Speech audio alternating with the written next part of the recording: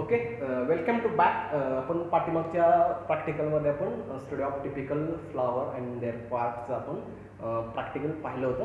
आता next practical आहे आपलं की याच्यामध्ये आहे एम काय आपलं नेक्स्ट प्रॅक्टिकलचं to study effect of different concentration of gibberellic acids on seed germination.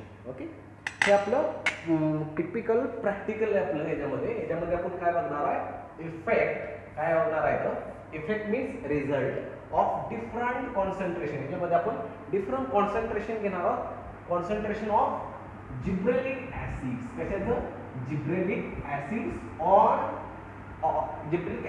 On seed germination. Sorry, of झाले, ऑन सीड जर्मिनेशन. ओके, आता तुम्हाला माहित आहे most of the 5 hormones that is hormones are secondary metabolite मध्ये हार्मोन्सचा देखील समावेश होतो. याच्यामध्ये जर बघितलं आपण तर कोणकोणते हार्मोन्स आहेत की जे आपण प्लांट मध्ये प्रेझेंट आहेत. तुम्ही थेरीमध्ये शिकला असाल. First is the auxin. Okay, this is the auxin. Second cytokinin. Third is the gibberellic acids. Okay, fourth is the ethylene. Okay, these are the prominent hormones. Okay, are present inside the plant. It's a प्रत्येकाचा वेगवेगळा role आहे याच्यामध्ये. Okay, and last is the ABA, that is the abscisic acids. त्याच्या प्रत्येकाचा प्लांटमध्ये ज्यावेळेस every chemicals in the plant have different role for the plant development. त्या प्रत्येकात मग रिप्रोडक्शनमध्ये असेल त्या हार्मोनचा, सीड जर्मिनेशनमध्ये असेल, रूट शूट लीफ लेंथमध्ये असेल. याच्यामध्ये प्रत्येक पार्टमध्ये डेव्हलपमेंटमध्ये काय असतो तर ह्या हार्मोनचा वेगवेगळा रोल असतो. तर आता प्रत्येक हार्मोनचा रोल तुम्हाला माहित आहे. ऑक्झिन बघितलं तर रूट फॉर्मेशनमध्ये त्याचा रोल आहे. ओके, सायटोकायनिनचा रोल कशामध्ये आहे तर सेल डिव्हिजनमध्ये काय cytokinin take parts. Okay, gibberellic ॲसिडचं काय तर सीड जर्मिनेशनमध्ये आहे. इंटरनोड नोडची जी डेव्हलपमेंट आहे ती कंट्रोल करायचं काम सुद्धा हा काय करतो GA. इथिलिनचा माहिती आहे तुम्हाला रोल की फ्रूट रायपनिंगमध्ये. अँड ॲब्सेसिक ॲसिडचा रोल काय आहे तर लिफ सेनेसेन्समध्ये याचा रोल आहे. प्रॉमिनंट रोल आहे ज्याच्यामध्ये त्याचा रोल आहे. आणि हे हार्मोन एकमेकाशी काय करतात, रेग्युलेट असतात, एकमेकाशी रेग्युलेट असतात आणि प्लांटची ग्रोथ जी आहे ती रेग्युलेट करतात. आता इथं एक पार्ट आहे दुसरा, तो म्हणजे आपला प्रॅक्टिकलचा, तो की defect of different concentration of gibberellic acids. हे जो GA आहे की त्याचा सीड जर्मिनेशन वरती काय इफेक्ट होतो. आता याच्यामध्ये मोस्ट ऑफ दी सीड डॉर्मन्सी तुम्हाला प्रकार माहित असेल. सीड डॉर्मन्सी हा शब्द तुम्ही ऐकला असेल. ओके, ह्या सीड डॉर्मन्सी मध्ये काय होतं की सीड ही डॉर्मनंट स्टेजमध्ये असते. बऱ्याच वेळेला आपण शेतामध्ये पेरतो पण ते उगवत नाही.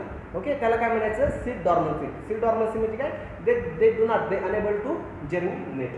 पण अशा काही सीड्स असतात बऱ्याच वेळेला, त्या जर्मिनेट करण्यासाठी त्याला आपण GA ची ट्रीटमेंट म्हणजे जिब्रेलिक ॲसिडची ट्रीटमेंट देतो की ज्याच्यामुळे त्याचं जर्मिनेशन रेट वाढतो, त्याचं जर्मिनेशन फास्ट होतं. आता ही सीड डॉर्मन्सी कशी होते.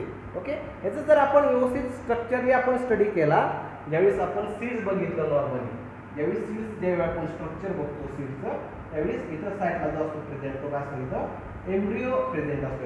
याच्या सीड्समध्ये काय असतो, हा एम्ब्रिओ प्रेझेंट असतो इथं. Okay, here is embryo present, here is ॲडोनियर लेअर प्रेझेंट.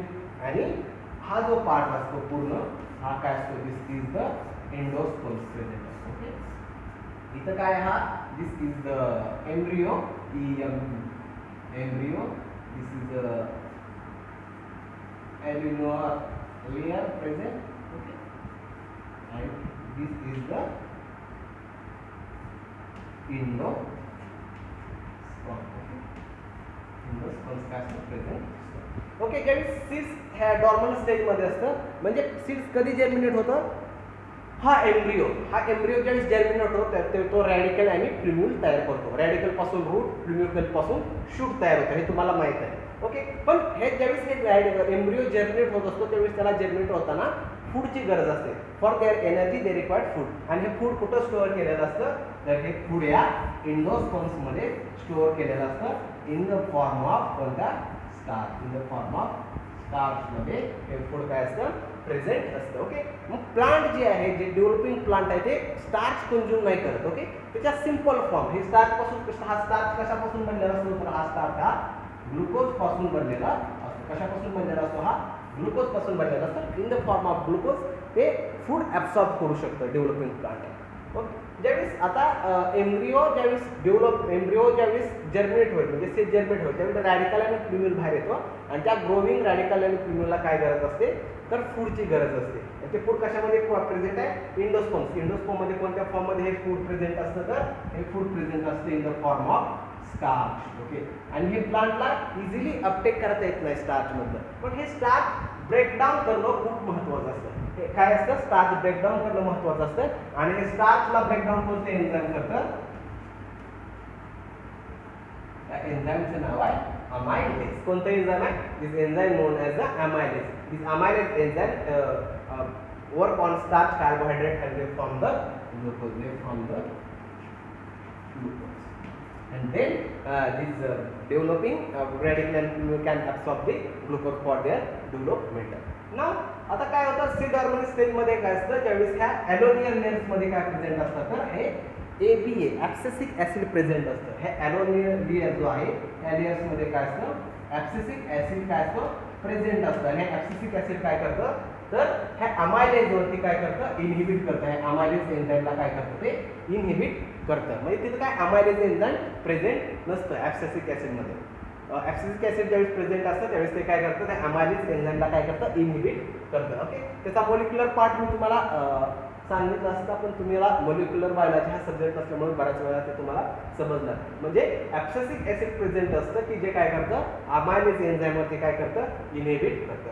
पण ज्यावेळेस आपण GA ची ट्रीटमेंट देतो, ह्या सीडला GA ची ट्रीटमेंट देतो, त्यावेळेस हे GA काय करतं, हा GA जिब्रेलिक ऍसिड काय करतं, तर हे ॲब्सिसिक ऍसिडला काय करतं, इनहिबिट करतं आणि अमायलेज एन्झाईमला काय करतं, ते ऍक्टिव्हेट करतं. काय करतं, त्याला अमायलेज एन्झाईमला ते काय करतं, ऍक्टिव्हेट करतं आणि ॲब्सिसिक ऍसिडला काय करतं, इनहिबिट करतं. म्हणजे ज्यावेळेस अमायलेज एन्झाईम प्रेझेंट असेल, ऍक्टिव्हेट असेल, त्यावेळेस काय होणार, इथं स्टार्चचं कन्व्हर्जन ग्लुकोजमध्ये होणार आणि सीड जनरेट होणार. पण ज्यावेळेस ॲब्सिसिक ऍसिड असतं, त्यावेळेस ॲब्सिसिक ऍसिड काय करतं, हे अमायलेजला इनहिबिट करतं, त्यामुळे स्टार्चचं कन्व्हर्जन ग्लुकोजमध्ये होत नाही आणि सीड जनरेट होत नाही. हे त्याची काय झाली, बेसिक थेरी झाली. आता आपण या प्रॅक्टिकलमध्ये काय करणार की डिफरंट कॉन्सन्ट्रेशन आहे. ओके, जिब्रेलिनचे मग ह्याच्यामध्ये 5 ppm, ओके, 10 ppm आणि 25, 50, 75 आणि 100 ppm. ओके, ppm एवढं GA आपण काय सोल्युशन घेणार आहोत. आणि या सोल्युशनचा 5 ppm, 10 ppm, 25, 50, 75, 100 ppm चा इफेक्ट काय होतं सीड जर्मिनेशनवरती, ते आपण बघणार आहोत. आता ॲक्च्युली हे प्रॅक्टिस करताना आपण काय करणार आहोत, आता आपल्याकडे किती ग्रेड आहेत, 1, 2, 3, 4, 5, 6 ग्रेड आहेत आपल्याकडे. ओके, ही तुम्हाला थेरी समजली का, थेरी एकदम इझी आहे. आता प्रॅक्टिकल मध्ये करताना आपण काय करणार आहोत, बघा, 6 पेट्री प्लेट घ्यायच्या. किती, 6 पेट्री प्लेट घ्यायच्या. 1, 2, 3, 4, 5, 6, 6 पेट्री प्लेट घेणार आपण.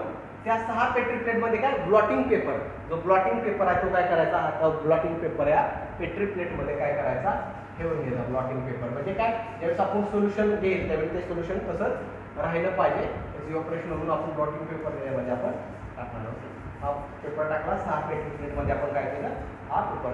आता काय करणार आपण, त्या पेट्री प्लेटला आपण लेबलिंग करणार.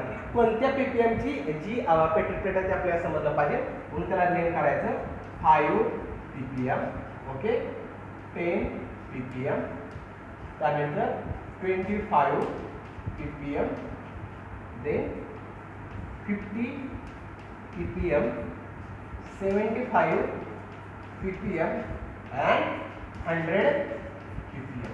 अशी 6 पेट्री प्लेटला आपण काय करणार, 6 नावं देणार त्याच्या असलेल्या ppmच्या कॉन्सन्ट्रेशन असतात, ते तेवढं ppm कॉन्सन्ट्रेशन आपण त्याच्यामध्ये टाकावं.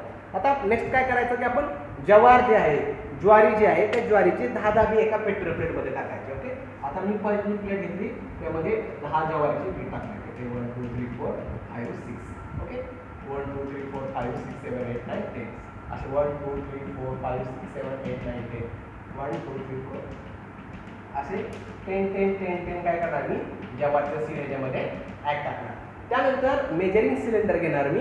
मेजरिंग सिलेंडरमध्ये काय करणार, पहिल्यांदा 5 ppm चं सोल्युशन आहे ते किती ml घेणार मी 10 ml सोल्युशन घेणार आणि 10 ml सोल्युशन हे या पहिल्या पेट्री प्लेटमध्ये काय करणार मी ओतणार 5 ppm मध्ये. परत 10 ppm चं मी 10 ml सोल्युशन घेणार आणि ह्या पेट्री प्लेटमध्ये जेव्हा जे ज्वारीचे बी आहे त्यावरती मी ॲड करणार.